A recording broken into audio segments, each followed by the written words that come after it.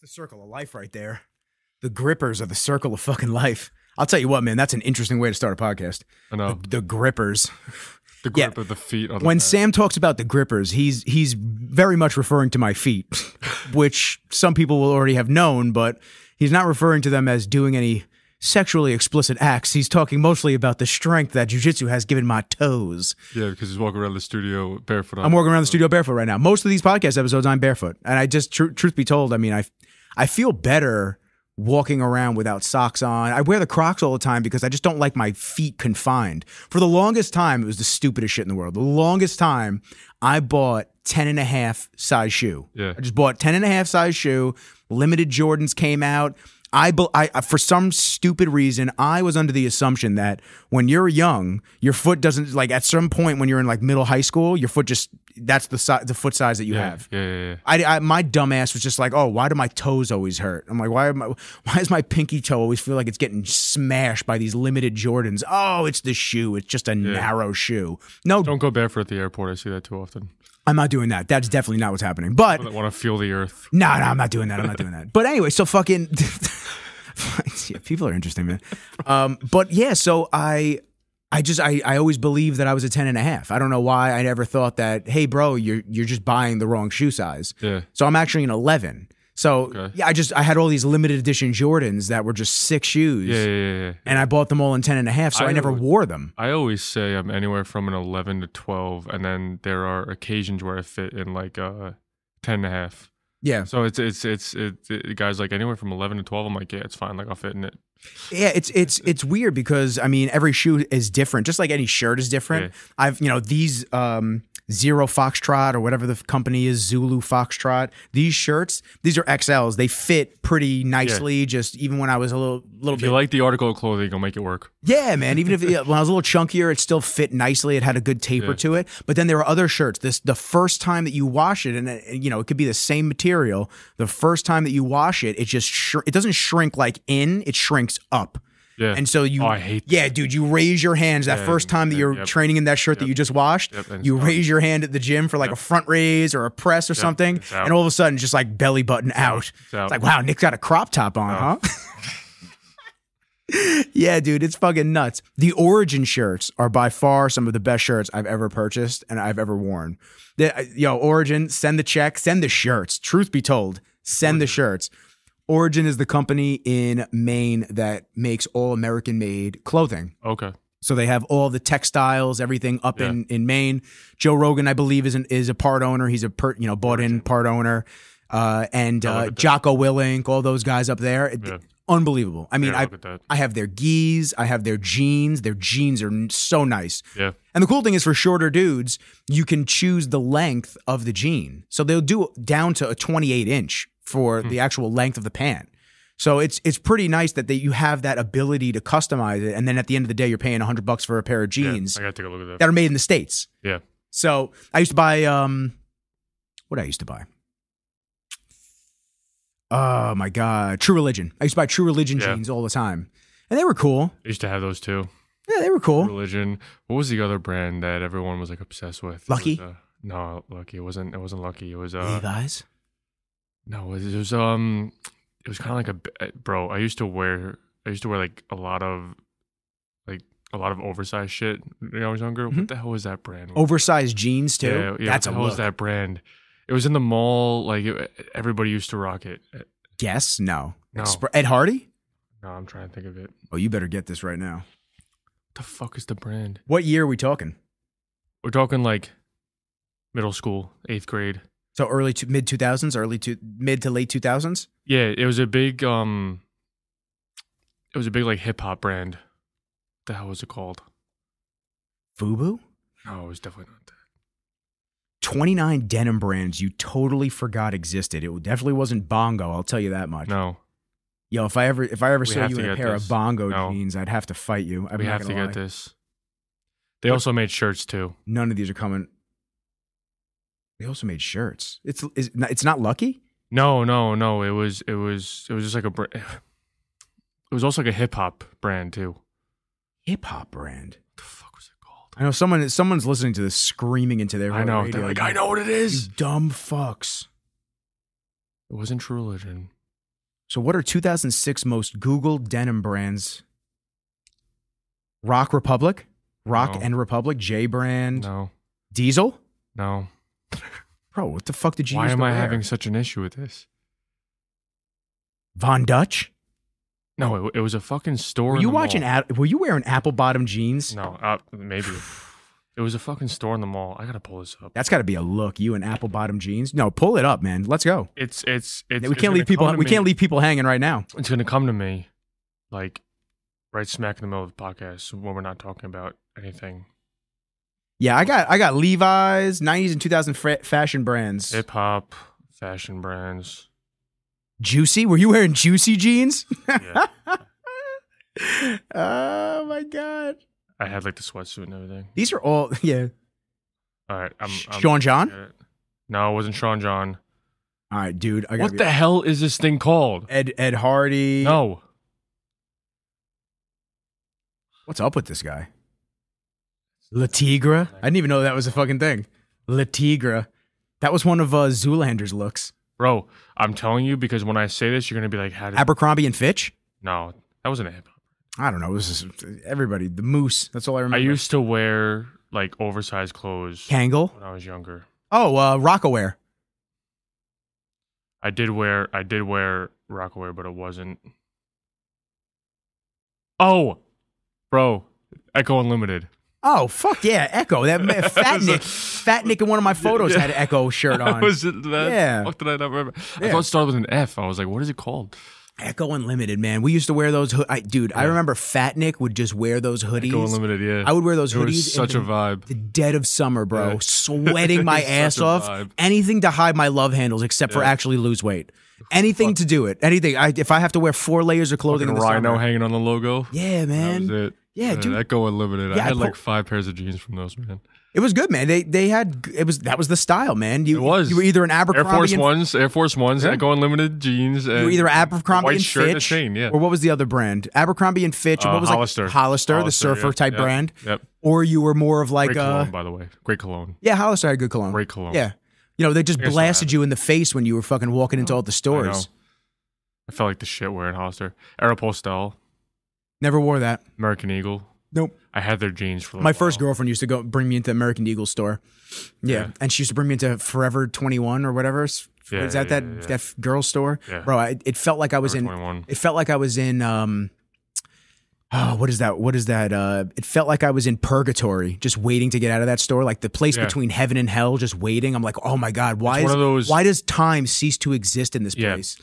It's like one of those stores where you say, "Hey, babe, I'm just gonna wait out here."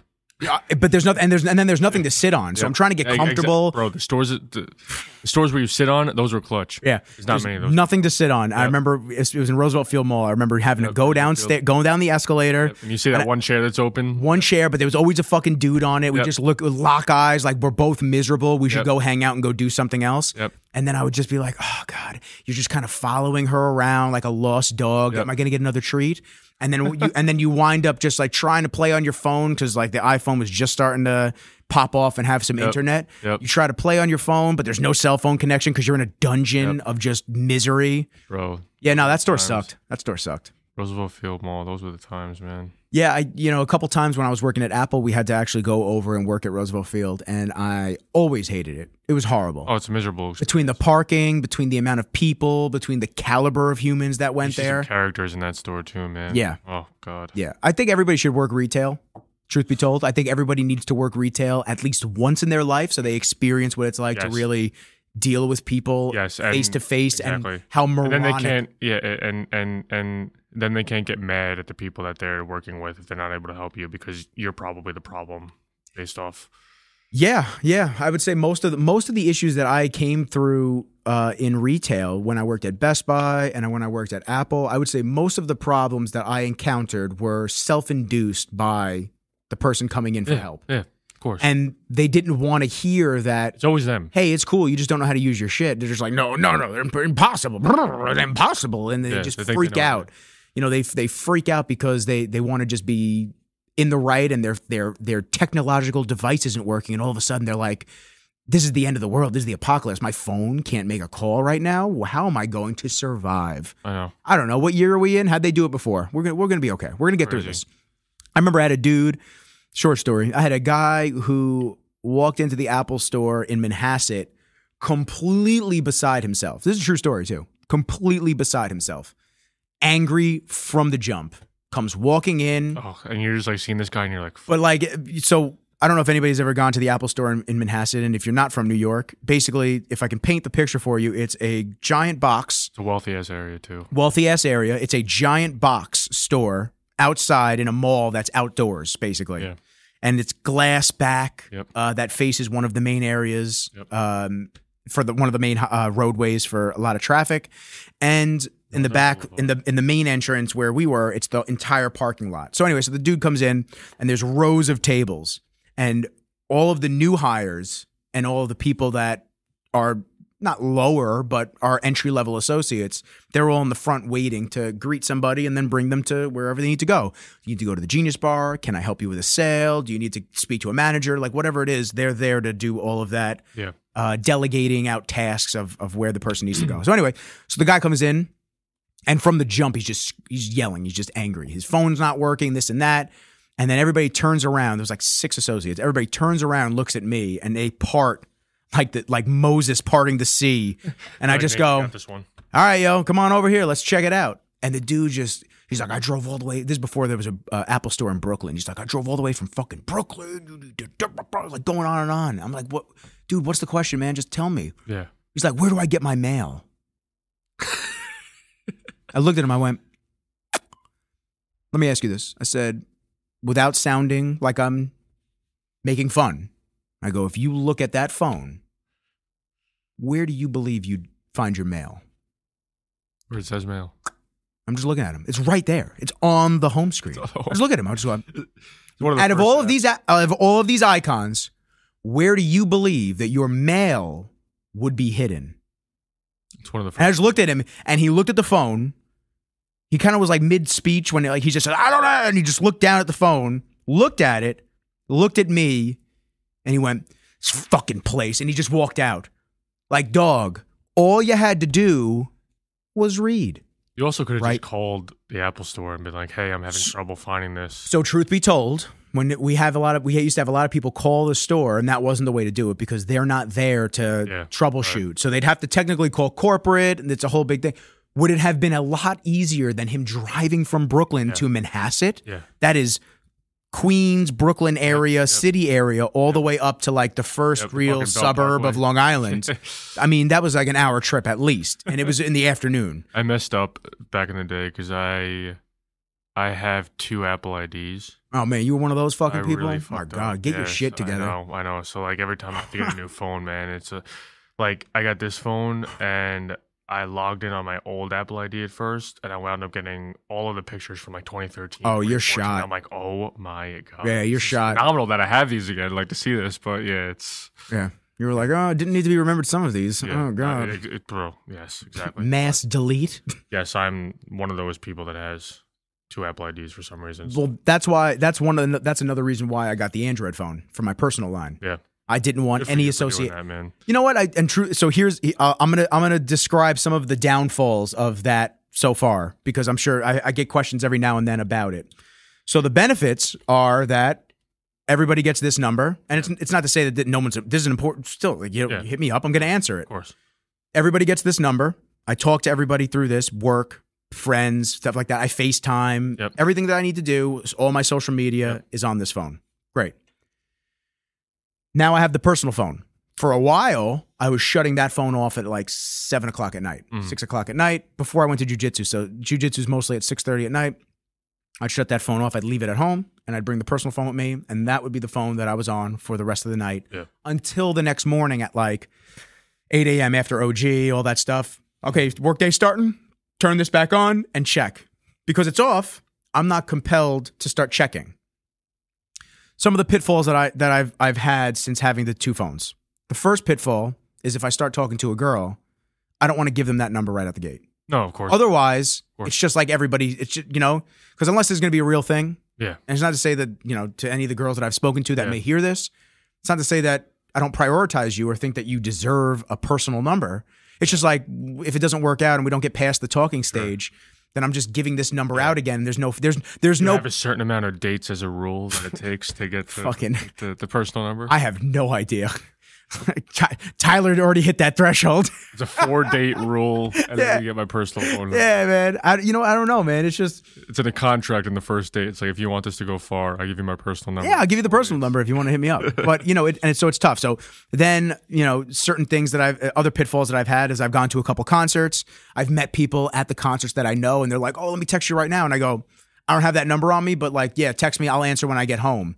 Not really that big of a deal breaker. It's fine at the end of the day, but kind of an annoying thing. So then you have the other possibility of carrying both phones with you. So there's a lot of people there's a lot of people pocket weight. There is, but I wear a fanny pack. So do you? Oh fuck yeah, bro! It's fucking hot. Oh dude, I don't give a shit, man. Yo, if someone's gonna judge me on my fanny pack, judge away, bro. I'm cool with it. Like they're in nowadays, bro. Yeah, man. I rock it to the side because it's more tactical if I rock it to the side. Absolutely. I have the hemp one. Absolutely. From Datsusara. Send the check. Of that. The other pitfall that I've had is staying consistent with social now. Yeah. Because I am trying to detox. However, boundaries. Now that I'm back in my grind mode of building my channel up, building my socials up, I re-downloaded TikTok on this phone, all that. Now I'm in that mode of like constantly checking again, even though the notifications are off. Yeah. And now all my notifications are off for social, but I still find myself in and out. Like I pick my phone up and I check it. I pick my phone up and I check it. So I'm trying to get away from that notion. Yeah. But at the same time, it's like until I'm able to hire somebody to monitor all the social channels and everything like that. Yeah. And then they can do all like the grunt work. Yeah. I can do the real posting and the real interaction stuff and like the lives and whatnot. Yeah. Listen, it's give or take. It's kind of like I'm way better than I was previously with my phones. Sure. But at the same time, it's like I turn that phone off at night sometimes. Mm-hmm. And my mom I'll remember that I have to set an alarm or do something like that. So I'm turning this phone back on, and then it could be a little monotonous sometimes. So that's what I'm. Both a blessing in disguise, being able to work from your phone, because like I could essentially work from wherever the hell I want, but then like I get my screen time at the end of the week, and I'm like, oh my god, man, right? It's brutal. Like 5-6 hours a day, I'm on my phone. I'm like, I don't fucking want to do that. Yeah, I mean, but at the end of the day, it's it's required in certain capacity to do it. It really is. Like it's very hard to balance. I've gotten better with boundaries overall. I think like the last time we spoke, I was like, I have no idea, like what to do to set those boundaries. But yeah, no, I've gotten a lot better in terms of. My limit right now is like I'm trying to be done with work at 6:30 p.m. That's like my cutoff. Boom, dinner. Like spend time with her, and that's it. And so now how are you facilitating that in terms of like how are you ensuring that the boundaries are met? I've made it known. Like to my clients. I say, hey, like my phone goes off at like this time. If you were to text me past that time, I answer in the morning. Boom. It's not. It's been going really well. I haven't gotten to like the do not disturb stage yet, but I'm. Oh man, there. You got to get on that. I know. I've been on that for years, man. I'm on my way. Do not disturb is phenomenal. It's probably one of my favorite things. It's on it right now. Probably one of my favorite things ever. Yeah. Probably and actually specifically muting people. Shouts to Gabe, muted your ass yesterday. He was just blowing my phone up, asking me stupid questions. I said, hey, now you can have a conversation with yourself. I even told him, I was like, you can enjoy this little echo chamber of Gabe. And he just kept messaging me. He kept just fucking around in the message. I'm glad I'm not at that stage yet. I appreciate you. Yeah. It's a good one. But yeah, it's tough when you want to stay on top of things, business-wise, just everything-wise. You want to just stay on top of things. And unfortunately, sometimes that requires you to stay extended hours on all communications. But I prided myself on always making myself available, but at the same time, it's come back to bite me in the ass a little bit. Yeah. Well, I tell my mom this all the time as well. The more leniency you give clients and the people that you speak to like that, and it could be friends, family, whatever it is, the people that you speak to, if you allow these boundaries to be crossed regularly, and it's even so when you're in a relationship with somebody. Yeah. If you allow these boundaries to be crossed regularly, by the time you want to set the boundaries straight, it's gone already. It's shot. They're going to be like, well, you've been doing this the whole time. So my biggest thing is just set the boundaries early, set the expectation early, and just be like, hey, I don't answer past X amount of time. It's me time. My fiance, soon to be wife, like all that stuff. I need to have me time. Of course, I realized it was more of an issue when I was more inclined to answer a client rather than like a friend at that time, because I was like, it's not, you don't want to feel like you're always working.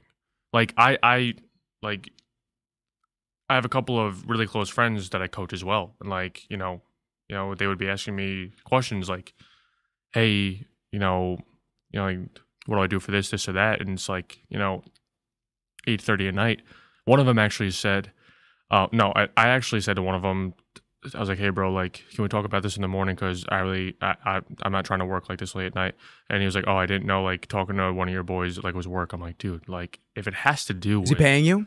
Yeah, then it's work. Yeah, exactly. Is he paying you? Then it's work. Exactly. Yeah. So, sorry, like, bro. It has to be. Just be fucking realistic. It is what it is. Exactly. Man. Like if it has to do with like obviously don't say who it is, but what do they do for work? Because they give general car salesman. Okay, so you sell cars. Yeah. Do you want people hitting you up at 10 o'clock at night? Exactly. So do you want your boys hitting, yo, can you do me a solid? Can you tell me what the price of this car is? And his response is going to be, hey, I'll hit you tomorrow. Yeah, exactly. Hey, I'll hit you tomorrow when I'm back in the office, this and that. Exactly. Like, yes, my life does kind of revolve around fitness, but I don't want to always be talking about it. So. I get it, dude. I get it. That was the same way with me with content and stuff like that. Exactly. Just having to be creative all the time. You have to be creative, to be on the ball, and to have your, the bar continually setting higher and higher. You have to have downtime. You have to be able to just chill out, decompress a little bit. Yeah, dude. And whether that means for you, healthy to be able to do that too. Yeah. And whether that means like watching Netflix, whether it means chilling out and with nothing going on, no sounds, no stimulus, reading a book, meditating, whatever that is, you have to lean into it. I've learned to love to not do anything anymore. Mm-hmm. Like I love the weekends where I have zero plans, right? Like me and Aaron would just get to chill, like with the pups. Like I'll go work out and stuff like that. But like I love not being able to have to do anything. It's most of my weekends. Fucking great. Yeah, man. Isn't it crazy? Like as you get older. But that's how it is. Truthfully though, I've always been a homebody. I really have. I've always been a homebody. I really have not always liked going out and doing all this stuff. That's why I was always the king of Irish exits. I really was. Because after a certain point, I showed face, I hung out, and now bro, there were times where we used to be out and I would just like turn around and you just I'm gone. I'm gone. Yours was one of them. Yours was one of the best ones. That's great. Yours was one of the best ones because Vinny was just like Vinny looked at me and he saw that I was about to Irish exit. So great. He was like, yo, you're gonna leave, right? And I'm just like, maybe. I'm like, I'm thinking about it. I'm like, hey, I love being here with everyone. Nothing personal either. Yeah, it's nothing personal. It's like, yeah, see you later. Next time has come. Exactly. I got to get out of here. I got to go get some food and I got to go back. I don't want to bother you, but see you later. Yeah, get my jams. No. So like I tapped you up. I was like, yo, bro. I was like, yeah. Yo, sick party. I said, sick shit, bro. I said, yo, I'm going to go to the bathroom. You're like, okay. Yeah, I just walked out to the bathroom. And then, bro, you texted me like 45 minutes later. Walking the streets of Manhattan. See you later. No, you sent me, I'll never forget, man. You sent me a text 45 minutes later. You go, yo, you still in the bathroom area? I said, dog, I'm on the train home. You guys are still there? What are you doing there still? Like gaslighting. Oh, we were all leaving. Yeah. Gaslighting you. Like, why aren't you on the train with me? I used to be that person that would hit everybody up on like a Friday morning and be like, yo, like, what are we doing this weekend? Mm-hmm. And now it's like, I get upset. Like if someone asks me sometimes, I'm like, fuck. You know what? I don't know if it had to do with COVID, just completely changing people's opinions of just everything. I believe that inflation and the price of things has just gotten so dramatically insane that because it's so insane, everybody kind of just wants to, like, okay, so here's a perfect example. Are you more inclined to go out to a bar, spend, between you and Aaron, let's just say anywhere from $80 to $120 for a dinner? Exactly. And then stay out a little bit longer, let's say another $40 to $50 on drinks? Yeah. Or would you rather take out? So the takeout's going to be cheaper. Sure. So it'd be $40, let's say, $50 for some food, whatever. Let's say you are drinking, or you want to get some 6-pack of beer, or you bought some alcohol at the store, or whatever, what have you, whatever your vice is that you want to enjoy. Okay, great. So let's say another $20. All right, so now we're at $60. Yeah. And you're in the comfort of your home with Netflix and the one you love and the pup, and you know what I'm saying, like the pups, and you just get to relax. You don't have to worry about, oh shit, I just drank, so now how am I going to get home? Yeah. You don't have to worry about any of that. Now you could just be still. I love all of my really good, like we have a great group of people down in Raleigh, right? Like we absolutely love them. We love to spend time with them, right? Like we actually see a lot of our friends like on most weekends, I would say. Whether it's, you know, dinner or, you know, going to someone's house or whatever it is, right? As soon as they say, yeah, like we're going to go out after dinner. No. After dinner? No. Yeah. No, it's not happening. Bro, it's so funny because me and Aaron. I got training tomorrow morning. Yeah. Me and Aaron, bro, like we just kind of look at each other and we're like, we're just going to go home, aren't we? Just Irish exit like Nick. Just Irish exit like that. Go to the venue. And it's hang great out for like 20 minutes and just be like, oh, we're going to go to the It's bathroom. great because when I lived here, all of my friends, they used to get offended, like if I would go home. Down there, they are so understanding. Like, yeah, like it's. Yeah, but you also used to live here right before, right about COVID time. Yep. I'm telling you, man, things have changed. People don't give a fuck. People don't give a fuck anymore. People are so into. Isn't that crazy? People are so into themselves like now, and in positives and negatives. To be honest with you, there are still those people that are in that cycle of I need to go out, I need to go do every weekend. I see it. I live in a village. I see it every weekend. Yeah. Especially around here too. Yeah, but I would say that more so, and I don't know if it's just because I'm surrounding myself with these people more so people are more inclined to just go train hard all week, all night, you know, whatever the thing is. Let's say Friday night. Let's give Friday night as an example. Yeah. I'm going to train jujitsu. And then if somebody wants, you know, if I know somebody, a girl, friend, whatever, you want to come over, watch a movie, hang out, like 8 p.m., Kenji needs his medicine. I have to give Kenji his pills. So I'm here for the night, you know, unless there's really something going on, 8 o'clock, 8:30, I walk him again, 9 o'clock, you know, we're back in the house. Dude, I'm chilling. I got jujitsu the next morning at 9 a.m. Yeah. That is my main goal is longevity now. Bro, I'm not one of these psychos. I'm not one of these psychos that needs to like, every fucking thing is just like every modality of health and longevity. I'm not. But when it comes down to it, my ability to stay healthy and active is to continue training at a high level and to continue like staying on the grind. Because the second I take my foot off the gas pedal, it's not that I'm going to stop. It's not that it's going to slow down though. It's going to regress a little bit. I am not kidding when I say this. I have maybe had a count of 2 or 3 drinks in the last 5 or 6 months. Mm-hmm. If I have a sip of alcohol, I'm not even kidding. If I have a sip of alcohol, I feel like shit. Yeah. Yep. A sip. And it was because I was never a huge drinker anyway, but it has gotten to the point where, bro, like we went to Arizona, right? Like for my bachelor party, I had 1 beer the entire weekend and I had a fucking blast. Yeah. Yeah, if I have a sip of alcohol nowadays, I feel like shit. Dude, sobriety's coming back. Sobriety's coming back, and like shit if I have it's not that it ever left. Yeah, sobriety is just being pushed more. I think because people are realizing. You can have just as much fun without the booze. You could still have the good conversations with people. Yeah. You know, when you learn to actually learn about yourself and be still and be alone, you actually learn to not feel like I need to loosen up just to talk to people. You can just talk to people now.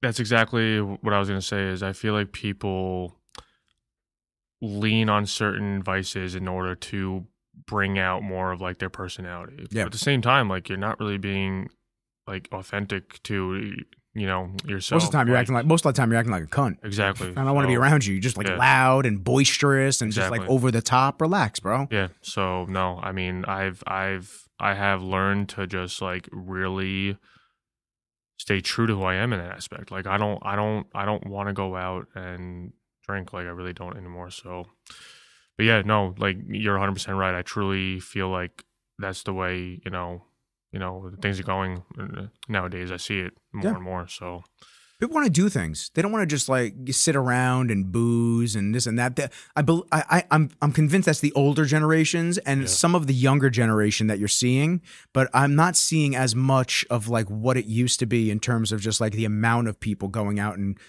getting fucking bent. Now I'm sure. I also feel like it's because like we're getting older. You know, like my sisters. Yeah, but I would say that this is this push for more health.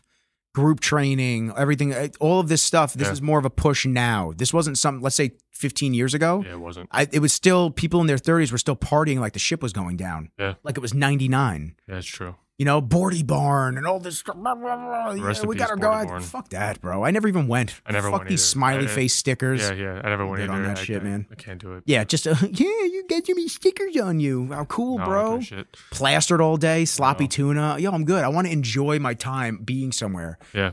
So and it's such a weird thing because it's not that I never thought I wouldn't drink, but it's just, you tell people, I've said this plenty of times. You tell people that, oh yeah, I've been sober for, I don't know what it is now, like a year and 2 months or something like that. I haven't had any alcohol, no drugs, nothing for a year and 2 months. And people just go like, whoa, like, oh, that's like really respectable, this and that. And you go, but then they start to, you see in their face, they start to reconsider their decisions and they go, I still get funny looks if I say no to alcohol sometimes. And like, it's crazy because. what are you, an alcoholic?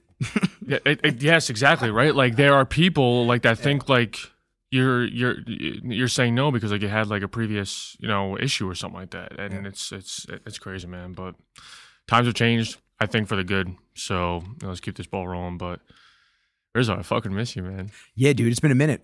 When's the last time we saw each other? When you were up here? Yeah, I think January, right?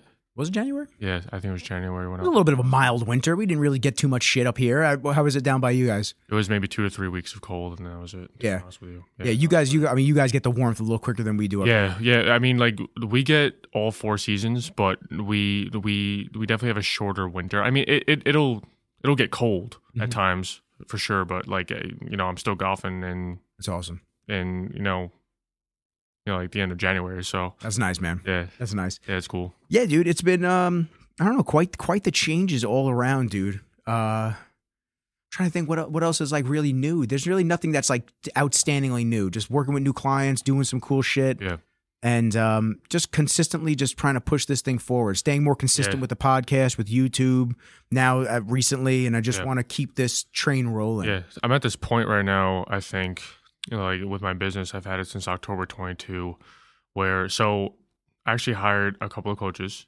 Oh, good great, for you. Which Congrats. is great. I'm in the middle of really trying to establish like systems needed in order to continue to scale. That's like my biggest thing right now. And I think my hardest thing for me is like I've never been very tech savvy, and like I'm trying to learn, but man, like marketing is hard. Yeah, man. Marketing is hard because you have to find a way to differentiate yourself from all of the other fitness influencers out there, which I'm not, honestly. Coach is really what I strive to be, but yeah, like it's hard nowadays, bro. So yeah, that's kind of where I am right now. I'm not like actively trying to get any new clients in. I'm just trying to provide like the best experience that I can right now. So And that's important. It's important. And when it comes down to differentiating yourself, that's super important. I tell that to a lot of the clients that I work with on the content creation side. yeah, You could do the same thing that everyone's doing. You could rip off fucking different trends and all these different dances and stuff like that. I don't know. I feel like I see, you see the same low caliber humans that like that content. Yeah. And if that's what you're targeting as your audience and as the people that you want to grow your channel, by all means do it. But I'm not the guy that to stay authentic to yourself. Exactly. I'm not the guy to do pranks and all this bullshit and these sensationalism type headlines or this clickbait titles and stuff like that. No. And it's tough because, listen, I use AI with certain things to help chop extra clips for the podcast because just it helps with timing for myself. Yeah. There's definitely benefits to AI now. Oh, without question. And there always has been. But, the more that you see it integrated into things, the more you realize, like, wow, if we don't really put a bottle on this thing. Can I give you an example real quick? Sure. Yeah. My sister's graduation yesterday, Delphi, right?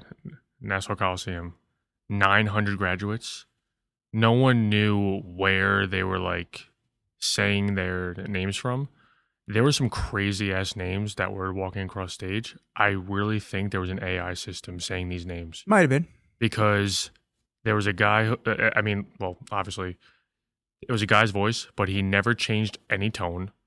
He was never like. It might have been AI, or it could have been just a teleprompter type system that recites that they put the whole database. Like some of these names, I'm like, how do these names like fit on a Scantron? Like it was crazy, bro. But like AI nowadays is it's very helpful, but I also don't think it's good to utilize it scale. Exactly. So now they have Chat GPT 4. They have a bunch of different systems, different types, and it's a tough subject for a lot of people. I mean, the content creation side, clients. I was going to say, does that scare you at all? Yes and no, because it's coming for everybody.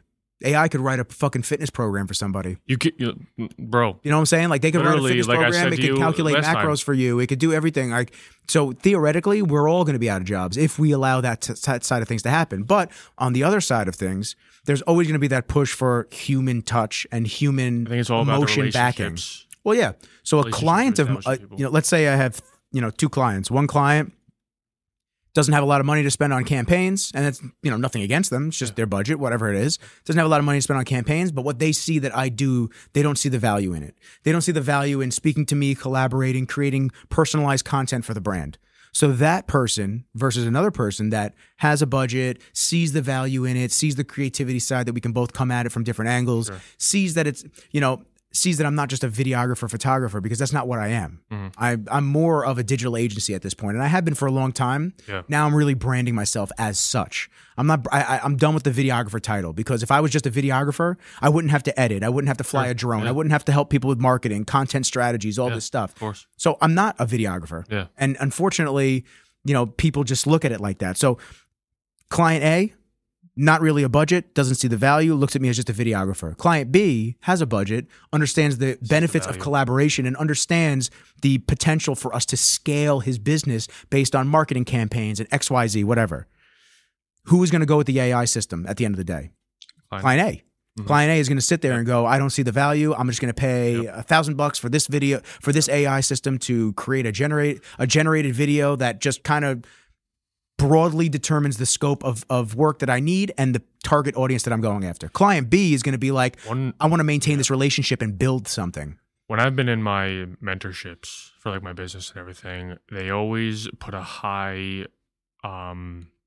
emphasis. Yeah, that's what I was looking for. Gotcha, baby. A high emphasis on being able to handle objections. And my thought process is, I don't know if I want to handle objections, because if I lay out my process exactly how I'm going to get you not only from point A to point B, but from point A to point Z, if you don't see the value in that, chances are you're not going to be a good client anyway. Mm-hmm. So that's I think it's really where my marketing right now is, like really what I'm trying to focus on is I want to market and really speak to one specific person that I know would be a top tier, not only client of mine, but me be able to, essentially change their life, So I think that's like very important, is being able to market towards one specific person that you really want to work with. And it's always been so hard for me. Coming from the group industry, there are a lot of different, types of people that you will see going to the studio. That's where I've gotten a lot of my clients, and it's been hard for me at times because everybody's different, and I have to cater to a lot of different, types of, personalities and everything like that. I am at the stage now where I want to market towards one person who is essentially the older version of me, right? Because I've been able to get from, point A to point Z. I want to help that person, get there as well. So I think it's very, very important, when it comes to that. I was writing down because I wanted to remember what I was going to say, and I don't want to cut you off. No, of course. So there's a couple things. First off, when vetting clients and not giving your entire strategy or your entire process away, one of the things that people in my industry, if they don't use it, they will hopefully listen to this and use it going forward, because it's something that I've discovered as of late, is a discovery call. Discovery calls you charge for. Yeah. It's not free. We're not giving free game out here anymore. Mm-hmm. It's not how this works. You want free game, go Google shit. Yeah. You're calling me, you're asking me things, because I've had plenty of clients over the years that we've created a plan before any paperwork was signed. I've given them ideas. I've given them free game. I've just in the hopes that we're going to have this relationship. And once the time comes to, cross some T's, dot some I's, that the contracts are going to be signed, that they either go with somebody else that's cheaper or they do something like that. It is what it is at the end of the day. but I'm not doing these free discovery calls anymore. That's not what this is. So I think the same thing should be with you. Flat rate, $50, $75, whatever it is. Hey, let's talk about, just kind of what I'm thinking is the plan, the call to action that we need to do, the plan, all this different stuff. $50 for a half hour of my time, this and that. If we have to go longer, we'll this is the prorated rate, whatever it might be. But valuing your time. I never thought of it that way. That also now in turn translates to the second part of your question or your statement and conundrum. Whereas we have a specific type of client that we want to go with. You don't want to have to deal with rejection. Unfortunately, in our business, as an entrepreneur, you're always going to deal with rejection. Now, how you deal with that rejection is pretty, dependent on what your line of acceptability is. So let's say for me, I have a client that has a $1,000 budget for a video campaign. It's not enough for what we want to do. I could say no, and I could say, hey, the budget's not there, blah, blah, blah. Or I could say, hey, based on that budget, I can give you this. I'm willing to work with you on this, but based on that budget, I can't give you what you're asking for. This is what I can recommend that we can do instead. I've developed like 2 tiers in my coaching. One is like full fitness, nutrition, check-ins. The other one is just like essentially like monthly workouts and stuff like that. Yeah. So yeah, it's but I think it's hard for me because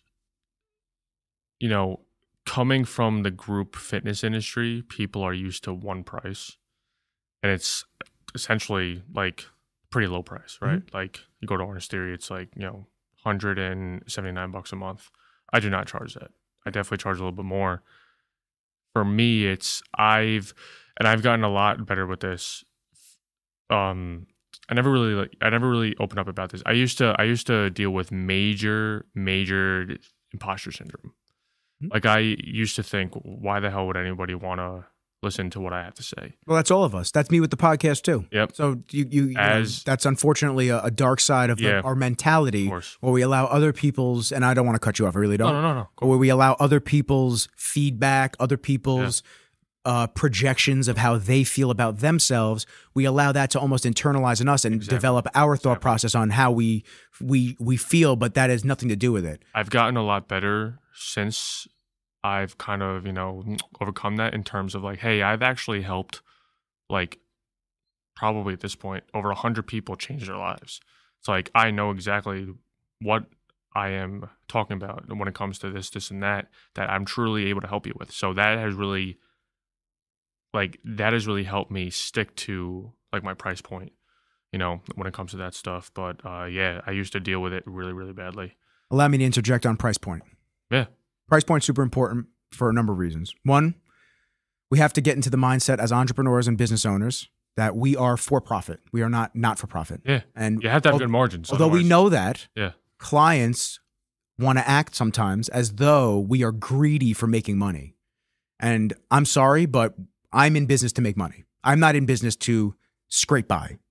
So at the end of the day, if your budget calls for a certain project and we both agree to it, and those margins happen to be larger than what I'm used to, I'm not going to lower. I'm not going to, let's say the budget's $10,000, but the package price maybe, what I'm saying? Like maybe it was like $9,000. Am I supposed to just say, oh no, I'll do it for $9,000?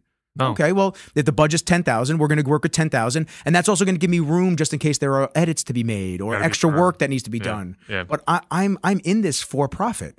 Like I need to be able to make food, make money. I need food.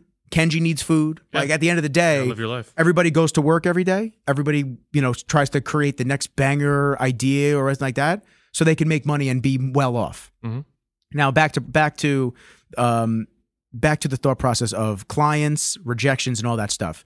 When I first started out, I used to charge like $200 a video. And there's a lot of people that I know that are still in that are in the video industry and content creation side of things that charge way less than that. Way less. And I have to remind some of these people, you paid $3,000 for a camera. You paid $1,500 for a lens. You paid $1,000 for a gimbal. You pay your monthly subscription for your Creative Cloud. You're learning all these different things. You're spending tons of time harnessing the skill, doing all this. It's a shitload of money. It's a shitload of money, and it's a shitload of fucking time, which time is money at the end of the day. So the process of upgrading yourself and in turn upgrading your pricing structure is scary because you're going to lose clients without question. Once you say, let's say your original price was $1,000 for a video and now it's $2,000 a video. Those $1,000 video clients are probably not going to work with you unless they see that inherent value. Yeah. They love working with you. You've built the relationship up. And even still, even if the relationship is rock solid, sometimes it still doesn't work. And it is what it is. You can meet them for their $1,000 budget, but understand that if you used to charge somebody a price and now you charge a new price to do the same amount of work, questions. Yeah. They're going to give you pushback. Of course. But it does open up a new realm of clients that are more than willing to pay that price because they see the value. Chances are, if a person is willing to pay your actual price point, those are usually going to be the best clients. Oh yeah, I mean the best clients that I've ever had were the ones that I sent them an invoice and they just said great, and they sign off on it and they pay it. I send them the videos, I send them the content. They go, looks amazing. Thank you so much. We've had a great time. We'll hit you up for another shoot. And they hit me up in a month or 2 months down the line, 3 months, whatever it is. Hey, Nick, we need some more content. We love the last round. Let's do that. The clients that haggle me down, that give me all the pushback, that need extra meetings, high maintenance, that need all the discovery call, like really, like one call wasn't enough to get the ball rolling for our contract. They need multiple calls, multiple things, oh, well, this guy used to charge me this. That aren't able to pay the price point. When you send them the video, they're the ones that go, oh, can you change the song? You change the song. Okay, out of the goodness of my heart, change the song, and now I redo the entire edit. They go, oh, well, the lyrics aren't the right point of this one, this is that. And they start giving you all this pushback. And now that job that you took a hit on because you allowed yourself to kind of you allowed them to whittle you down, now it's a negative job. Yeah. Now, not only is the client never going to use you again because they had an experience that was, in their opinion, lackluster, but now you feel as though you're just being taken advantage of and taken for a ride, and nobody wins. The clients that I'm trying to put this the right way. The clients that I've had not the best experience working with are the clients that were mostly my lower tiered program and weren't willing to pay for the high ticket program. And that's what I have realized. And it has helped me market towards, like those other people now. Right. So yeah, no, I mean, dude, one of my very, very, very, very good friends charges $800 a month for online coaching. Okay. He's one of the most he's probably one of the best online coaches that I have ever seen in terms of like business and actually getting people the results. Exactly. $800 a month. Yeah. That's $9,600 a year. Yeah. And to some people that is pocket change, and that's the clients that he's looking for. I mean, think of it, right? You go in a grocery haul. Probably, I mean, at least like this is me. Like my grocery haul, like for Aaron and I, is about like $200 a week. Yeah, about $150 to $250 I spend a week on groceries. It's $800 a month. Yeah. People can afford it; they just don't want to admit it. Yeah. You have to afford it if you want to fucking eat. Exactly. If you want to eat and you don't want to sit there with rations, then yeah, you have to afford it. Exactly. So yeah, man. I'll give you an example. It's actually ironic. I shot a video for Ozempic. Really? Yeah. Yeah, they approached me. The drug company approached me. I shot interviews with doctors in Philadelphia. I want to hear about this. So what do they actually think about Ozempic, bro? Oh, they fucking love it. They're doctors, bro. They love that shit. And I can't say, truth be told, I can't say anything negative about them. I really can't. Like that's their world. That is their world. But I'm giving you an example of a client. Yeah. Specifically, and I'll talk about the interviews. They were doctors from all around the world. Doctors from all around the world that were there for a conference. I had to set up my camera, give them microphones. They were doing the interviews. They needed it turned around in 24 hours. I drove from obviously Long Island to Philly. I drove there early. It was like earliest, was it Saturday morning? Saturday morning. I drove there early Saturday morning. I went down there. I set everything up, shot 6 interviews, which each interview, truth be told, was only like 4 minutes. And then they sent me all the logos. I was in touch with the drug company, the parent company, and I drove back that same night. And the traffic was dog shit going back. I mean, it was like a 2.5 hour drive back. But anyway, that was an $8,000 day for me. $8,000, bro.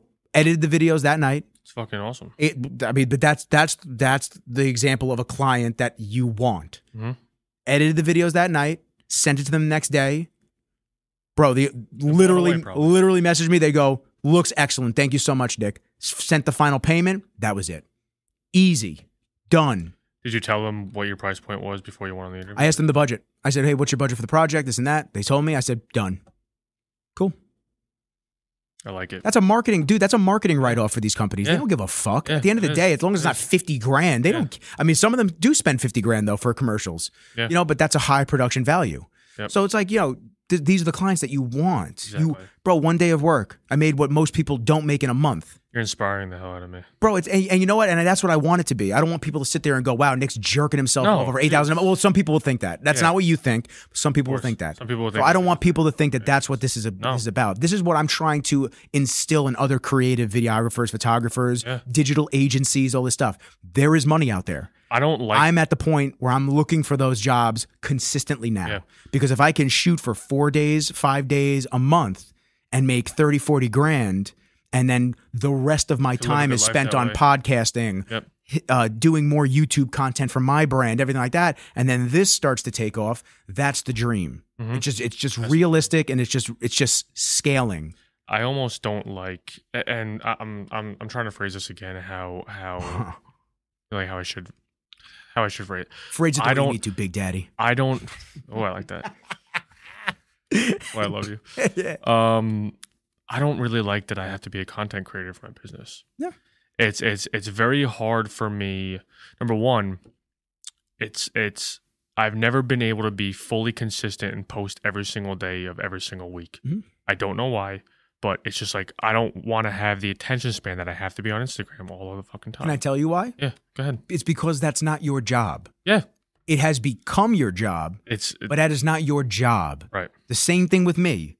I don't want to have to sit on my phone all day and post things. And I don't want to. It takes me away from being creative for the things I need to for my business. So at the end of the day, what you have to do is you have to scale yourself to a point. Same thing with the podcast. Scale yourself to a point where you can have somebody that does that. Yeah. And once you have somebody that does that, that's their fucking job title. Let them do that all day. If that's what they want to do all day, if you want to be like not only a content creator, but you want to be a manager, a social media manager, and you want to manage the accounts of the people that you're working with and this and that. That's their job. Schedule out the content. Hey, Sam, we need 4 more videos for next week so I can plan them out Monday, Wednesday, Friday, Saturday, whatever. Great. I'll have those shot and sent over to you so you can manage them and post them. Yep. They do all of the work. That is their fucking job. Do you believe the algorithm is actually a thing? Yeah, of course it is. They talk about it. It's openly a thing. Instagram, TikTok, everybody, they talk about it. Yeah. Bro, TikTok, I have 52.8 thousand followers. It has gone down from like 53.4, I think it was. But I deleted the app. I stopped posting on it for like four or 5 months. Yeah. And truth be told, the AI thing that I use for some of the podcast clips, that software posts for me to TikTok. Mm-hmm. I'm 99% sure they downgrade the reach when they see that there is a scheduler going into it. So I've learned a lot about like the Instagram algorithms. Yeah, and I'll tell you exactly what the Instagram algorithm is. Stay consistent. Keep posting every day. Be a slave to the phone. That's what they want. They want you to be a slave to the phone. Yeah, because they want people on the platform. Bro, we are not. We are not the audience. We are the product. Yeah. They are selling our viewership and our ability to stay on the platform to advertisers. That's what it is. That's why social media is crazy. Bro, that's why the service is free. I know. That's why they don't charge anything for it. Do you think for a second that if they didn't have advertisers lining up and spending money hand over hand to Instagram, TikTok, YouTube, all these, but if they didn't have these advertisers, we would without question have another monthly subscription. Would you imagine Instagram was like $10 a month? I wouldn't post on Instagram anymore. I'd post on YouTube.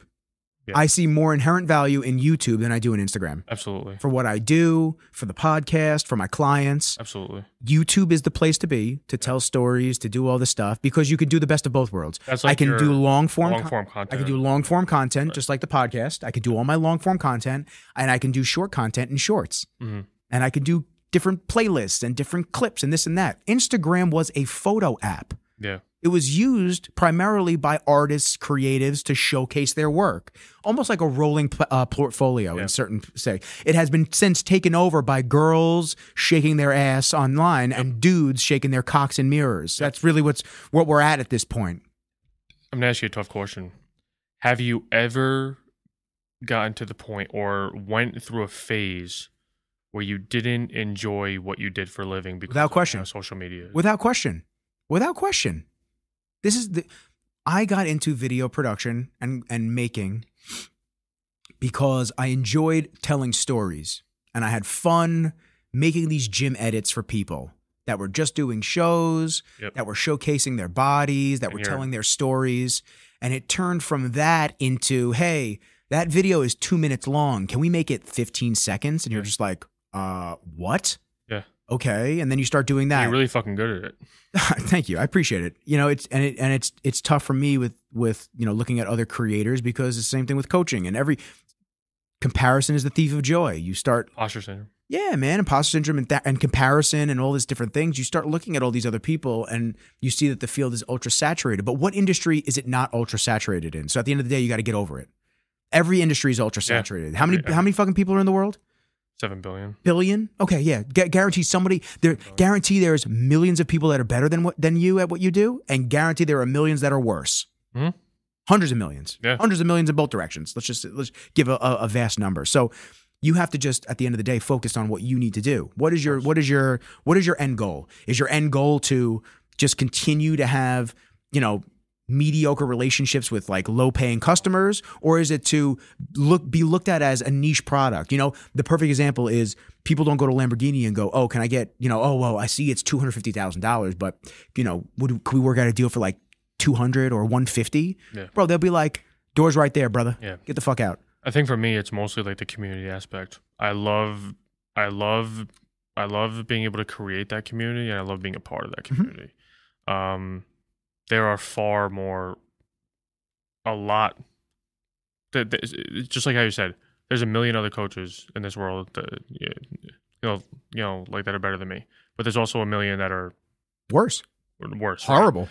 So I think that probably shouldn't even be certified. That's why I think it's really important to just like, it's all about, you know, like the relationship aspect with people. If people like you, if people trust you, they will come to you, right? Yeah. It's like if I ever, obviously I'm not up here, but if I was up here, right, and I said, hey, like, you know, I should really get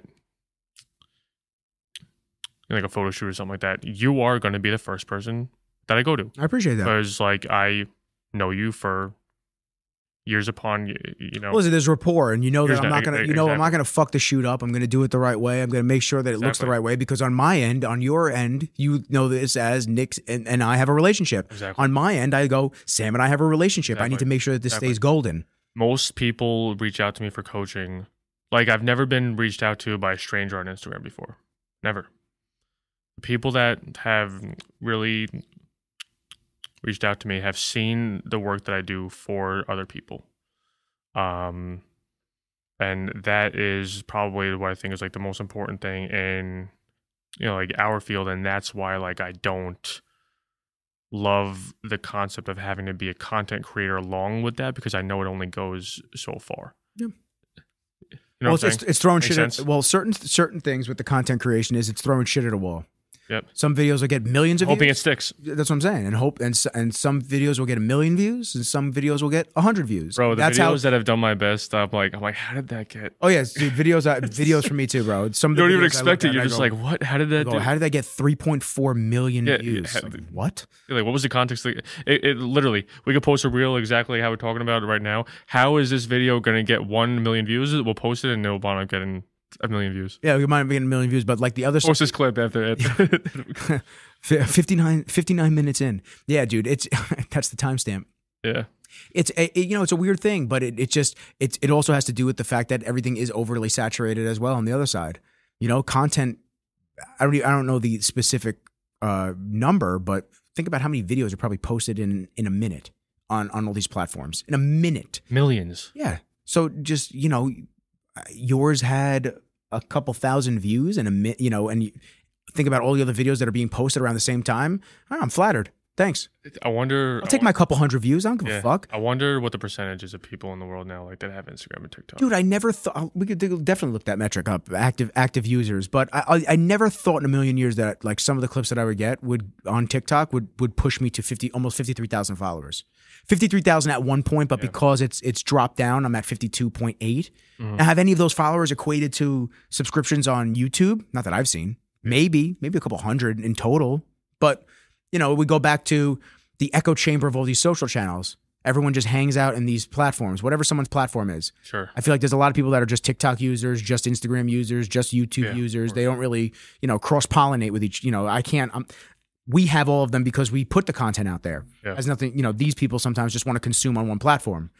So, a person that watches my clip, let's say it's a minute clip on TikTok, they may just take it at face value for whatever the clip was and then move on. They don't want to see the rest of the video. But I have to be okay with that as a content creator. Of course. Because I'm just pushing shit out there as much as I can, get the message out, because my first 10 videos aren't going to stick with you. But maybe the 11th video is going to stick with you. That's exactly what I was going to say, is that if I were to post a video and it gets, I don't know, like 200-300 views, and only like a couple likes. If I get one save on that video, I'm happy, because like that means that I impacted one person. Yeah. You know what I'm saying? So, yeah, I mean. Who are you fucking Snapchatting right now? I got to bring my mom to the airport at JFK. She's got to go back to. Oh, she's going back? Home. Yeah, so. But no, I'm just. I think you were fucking snapping. No, I'm not snapping anybody. I deleted that shit mad long ago. I think Vinny's still on Snap. Vinny, get off Snap. That's like a pedophile app now. Get the fuck off Snap. I had a couple like younger ladies, like mid-20s, ask me, they're like, "Vinny, you have Snapchat?" I'm like, "Oh man, I gotta get the fuck out of here." I have it, but I don't go on. Off of this thing. Yeah. No. I deleted it years ago. I was a Snapaholic, man. Everything I did, every drunk-filled weekend for Nick was on Snap at one point. And truth be told, I wish I had a high Snap score. Oh, dude, Snap score was so high. It was like 19,000 or some shit like that. Really? That was high for me. At that point. Yeah. If I still kept it going, it'd probably be like, 50, 60 at this point. But funniest thing that I see nowadays is like these, I don't know, like the kids that are in high school. Like if you go to a game, right? Like a kid's in front of you. He opens up his Snapchat. He's got 100 snaps, and all they do is just like send like their faces back and forth to each other. Nah, it's creepy. It's creepy. Stop doing that. Weird. I don't want to see your face. I know, it's weird. I want to see your face. I tell people all the time, don't face. That's actually why I love the Android phone. Nobody can FaceTime me. It's great. Yeah, don't FaceTime me. Leave me alone. I don't want to see anybody's face. I want to just text people. There's no fucking, iMess, nothing. It's like, yeah, just text me. It's cool. We're good. I'll get the message when I get the message. Yeah. I actually wanted to ask you, did you see the Terrence Howard on Joe Rogan? Did you watch that yet? I did. Interesting. Very interesting. Very interesting stuff, man. I really. What was your overall into? So when you hear somebody speak like that, you either think that they're completely insane or you think they're a genius. There's kind of just two spectrums that you hear it on. I believe he's just so awake and so in tune with things that are outside of the normal scope of life. 100% agree. I mean, think about it up until a certain point. We have lived our lives and just been programmed to understand that, like, you go to school, you come home, that's it. You go to school, you come home, that's it. You do your sport, you go to work, you're going to get married one day, the white picket fence, the American dream, all this stuff. And I've seen that, and from my perspective, things have shifted substantially since the ability to have information at any given point, and more questions of why, how, who, why are we here? What are we, there has to be more to these things. Okay, we're born, we die. Like, religion, all these different things that people are questioning. And then you start seeing the powers that are above everybody, theoretically. Yeah. The elites, all this stuff, and the amount of lying that they do to begin with. So you start sitting there and go, wow, what else have you not told us? Yeah. I've said this, I feel like I've said this every podcast because it's just such a funny example. It's like the people that make fun of flat earthers, or the people that make fun of people that believe we're under a firmament and space isn't real. Yeah. And that we're actually on the outskirts. I found out this crazy fun fact about space, by the way. You can't go up in order to go to space. You have to go sideways. Sideways, really? You can't go up because it's something with like the gravity where it would actually prevent you from continuing to go higher and higher. My brain can't comprehend that. I know. Because all I think is up. That's what I'm saying. You have to go like sideways.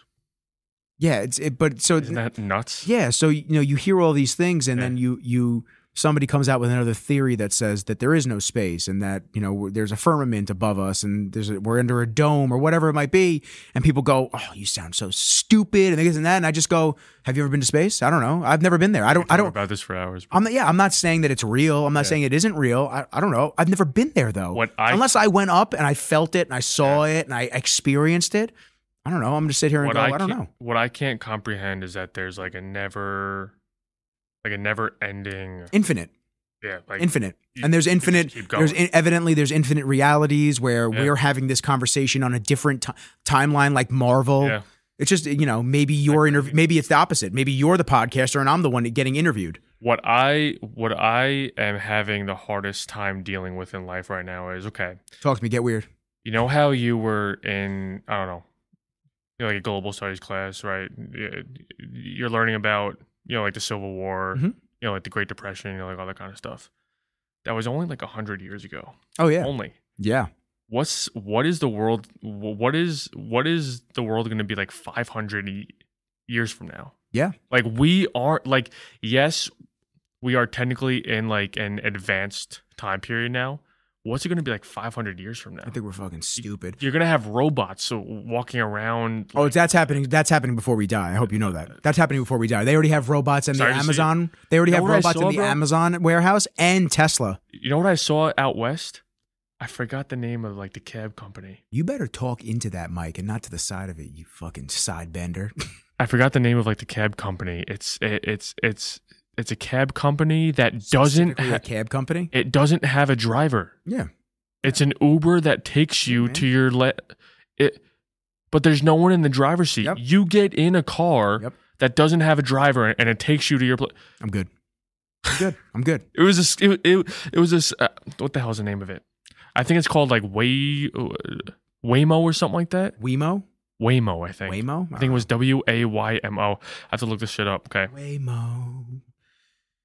Let's see. God damn. This is why I don't pick my phone up. Too many messages. I love all you guys, but I just don't want to answer. Yeah, Waymo. Formerly the Google self-driving car project, makes it safe and easy for people and things to get around with autonomous vehicles. Take a ride now. Isn't that fucking nuts? Let's see if they'll pick me up in Huntington right now. Take an autonomous ride. The future of transportation is here. Oh, they're going to make me fucking download this whole thing? There's nobody that drives it. Yeah, I'm good on that, bro. I'm not doing it. How do you trust that? Dude, I've seen Teslas just fucking launch off highways before with the self-driving stuff. I'm good. That's what I'm saying. Imagine like you take a nap like in a Tesla behind the wheel and it just fucking like it's. I think the electrical car concept is cool, but I'm not buying into it. I'm not buying into it specifically because of my thought process on government overreach. You know, it's an hour. They shut the electricity down. All of a sudden, we can't get anywhere. You know, it's a 1.5 year wait to get a Tesla out west right now. Really? Yep. So like the headquarters. They got them. I think they got them in fucking mass out here. Come over here and take one. Yeah. We don't want them. I think the headquarters are in like the Bay Area. No. They moved out of California. Really? Elon moved it to Austin. Oh, okay. But they were out there, and it was like a 1.5 year wait to get a Tesla. Isn't that crazy? He didn't like their business practices out there. Shocker. But no, bro, you're failed state. Phoenix, San Francisco, Los Angeles, Austin is where you can do the autonomous car. Yep. Yeah, I'm good on it. No, I'm not. I'm not doing it. The way the world. I'll take my Russian fucking Middle Eastern cab driver, Indian cat, and hang out with them and just learn about like what life was like for them. Talk to me, bro. What were you trading rupees for back in Russia? Like, I want to. Got all of the candy in the backseat. Yeah, man. Have water. Thanks, man. I appreciate you. Bro. Here, I got to worry about this thing having a fucking glitch and crashing into a wall. No, it's not happening. We're not there yet. Closing thoughts. This is like hair transplants. Yes. This is like hair transplants in the 90s. Yes. Bro, the technology's not there yet. We're not ready for this. Closing thoughts, and we're going to do another podcast on this when I come back. If you had a pinpoint anywhere from 2 to 5 things that you think is going to be the biggest impact in the world that we're seeing nowadays, 100 years from now, what would it be? I would say it's going to be the genetically modified foods and all the problems that are going to come from that, because the all-cause mortality, I do believe, has something to do with increased vaccinations and all different types of stuff. I'm not anti-vax, but I do believe at some point you just push too much on people and immune systems get compromised and all this stuff. But I do find that all-cause mortality from vaccinations has that problem, and the GMOs is the other all-cause mortality rate, where processed foods, ultra-high processed foods and GMO-driven foods are some of the biggest killers of human beings right now. Yep. And I believe that that's not talked about a lot. The episode I had at the end of the year that I talked to you about with like my chest pains and everything like that, the doctors told me it was anxiety and stress. I believe it to a point, but I also think that that you have an injury from a vaccine. I also think I was a victim. And we have to be able to talk about these things. Yeah, it's not me shaming anybody. Listen, I think that let me just say this. Yeah. I think that anybody that believes that they should get X amount of vaccines, anything like that, I think you should go for it and do it. But you also, on the other spectrum, you can't sit there and question people that they're not necessarily just saying no for the fuck of it. Yeah. They have reasons behind why they don't want to do something. You have to just have an open mind and go, okay, let's have some dialogue. You can't just instantly shut shit down and be like, no, you're an anti-vaxxer, fuck you. It's like, that's how it works, man. Everybody has... And we have consistent problems in this country and in this world when people shut down all forms of communication. You have to have two-way dialogue. My thing was, everybody has anxiety and stress. Obviously, everybody copes with it in a different way. But if I am going to the gym, a place that I have gone to for years, and I'm getting shortness of breath by doing stuff that I have always done, that's not anxiety and stress. There's something else. There's something underlying that you have to find the root cause of. Yeah, so that was 100% a very big red flag for me. But so first one, ultra processed GMO foods. Second one, I'll give 3, maybe 3. Yeah, I'd say top 2. And then I would say the advance to be continued. Yeah, I'd say the advancements in technology are going to be beneficial, but mostly destructive of civilization. Oh, 100%. Yeah. I think the world once you start seeing people walking around with Apple Vision Pro headsets, we've reached a point of a pinnacle of like too much technology. There has to be a balance. There has to be give and take in everything. 100%. There has to be a balance of like using technology, but also being able to like use your fucking brain and walk around and not have something plugged into you all the time. So this is everyone's own worst enemy, right? It is. It's the worst enemy. And I'll go. You see how many times it went off ever since we've been here? Yeah. Well, you need to put your phone on Do Not Disturb, so this way people don't. It's not lighting up. Yeah. That's you, bro. So now let me. That's you, motherfucker. Right. So you control that thing. I respect the call out. And listen, it kind of is what it is. As it, if you don't think about it and then it's not on and you're trying to talk to people, so have it. It is what it is. But now when it comes down to it, I will go one step further and say that it's not the phone that's the problem. It's the applications that we install on the phone that's the problem. Because if you just use it for its primary functions, email, texting phone calling, FaceTiming, those are the only apps that you put on that phone. Yeah. It's a smartphone, but it's not the distraction box that it is when you load it up with games, news sites, YouTube, music, all different types of stuff. Yeah. Theoretically, if this would allow profiles like a computer, I would have loved to have been able to set a work profile and set a relaxation profile. Yeah. And the relaxation profile has nothing on it except for text, email, phone call, and FaceTime. Yeah. And the work profile or the daily profile that I have all day until the end of the day could be all of the usual stuff, the social sites, the news sites, the notifications, this and that. But I turned off my notifications for almost everything. Mm-hmm. It's what we install on it and what we allow to come through that's the problem, not necessarily the phone. I agree. You have to run? Is that what it is? You have to go give her, you have to run to the I do have to airport? take my mom to JFK. Okay. However, Sammy Siegel, I love you. I love you too, bro. I'm glad you stopped in. Talk. Yeah, dude. Truth be told, I had a podcast that was scheduled yesterday, and this kind of worked out even more perfect. Because I was like, yo, I'll double up. I'll hit that one last night, and then I'll hit this one today. And then what wound up happening was I was flossing after lunch yesterday. I was flossing, and a chunk of my tooth came out when I was flossing. I went, what tooth? My back right tooth. It just came out? Bro, chunk of my tooth. Now, I had a little hole in the top of that tooth from grinding, from sleeping, jujitsu, everything like that. Yeah. And I was like, oh, that's not good. And like, did it hurt? No. It just came out? Chunk of my tooth just came out. And I was like, oh, that's not good. So I walked across the street to my dentist. They're literally across the street from my house. Yeah. and they're awesome. They happen to be one of the best dentists on the island. And be I walked across to them, and I put the tooth on the counter, and I went, "Yeah, that just came out my mouth. I was flossing. Y'all told me to floss. It's on you guys." And so they saw me, and he's like, "You don't have to cancel the podcast yet." He goes, "Just see," because they saw me at 4:15. The podcast was at 6, and then what wound up happening was by 4:30, dude, he numbed me the fuck up. He goes, "Yeah, we got to drill this thing. Like we have to." So he drilled, and they fully composited it. And you know when you get a filling, you feel like the bump. I've had every dentist. Oh, really? Cavity, yeah. Every dentist I've ever had, you feel like that difference in tooth size. Yeah. Because it takes sometimes you have to go back, have them regrind a little bit. Bro, perfect. They're phenomenal. Do that again. That's perfect. Fine. Oh, crack the tooth. One more time. There we go. So yeah, man, it kind of worked out because I canceled last night. I'm going to see Kai next week. He owns Elite Motorsport. They're one of the best custom shops in the tri-state area for Lamborghinis, Ferraris, every which car. But anyway. I love you. I love you too, bro. I appreciate you dropping in. Always. How many weeks till marriage? A week and a half. Oh my God. I'm getting fucking married. Dude, that's amazing. So congrats to you and Erin. Thank you. I can't wait to see all the photos. I wanted to be there, as you know.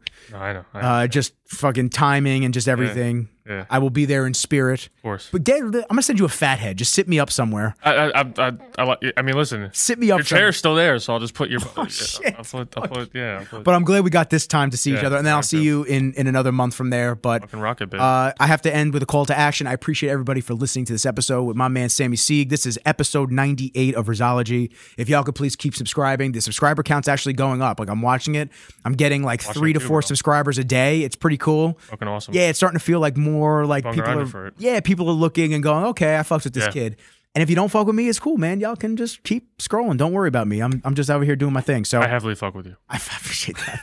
So on that note, like, share, subscribe. We definitely had a great conversation, and we will have a third episode and another sit down with Sammy when we can. But I appreciate all your fucking with us. But for now, peace.